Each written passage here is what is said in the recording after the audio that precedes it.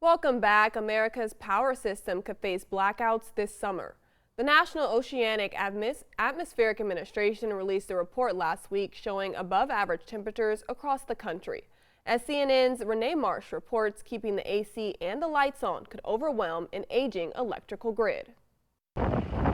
As wildfires burn and temperatures rise across the nation, a sobering new report warns the U.S. power system could buckle, triggering energy emergencies this summer. The upper Midwest and Mid-South along the Mississippi face the highest risk of blackouts.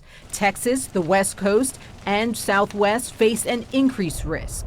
The electric system is old, and so it's not designed to withstand the impacts of climate change. Extreme temperatures trigger a surge in demand, and that taxes the grid. An early heat wave has already knocked 6 power plants offline in Texas this month. In Oklahoma, heat also played a role in blackouts. It's like a walk-in freezer. And last year, the Texas power grid completely failed for days under a deep freeze. 246 people died. An energy crisis can become a public health crisis. It can become a food crisis. Yami Newell has seen the cascading effects of an unreliable power grid in her hometown of Chicago. For a wealthier family, if they have a power outage and all the food in their refrigerator goes bad, they may be able to afford to go back to the store and replenish the coffers. For a family that's operating on a more restricted income, they might not be able to go back and refill the coffers. In her Bronzeville neighborhood on Chicago's south side, solar panels now dot the rooftop of a public housing complex.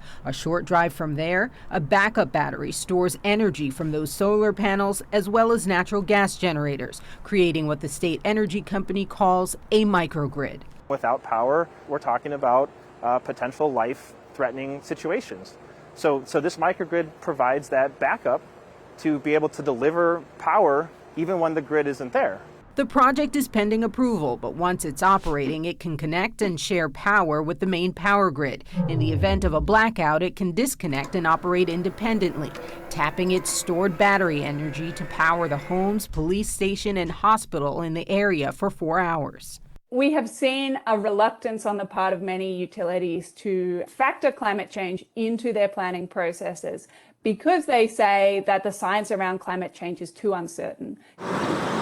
They're basing analysis for grid reliability and investments on historical averages because planning for extreme projections is more expensive. And so we're continuing to design and site facilities based on historic weather patterns that we know in the age of climate change aren't a good proxy for future conditions. As communities work to build a more resilient grid, Bronzeville is a possible blueprint for creating a backup for when climate wreaks havoc on the grid.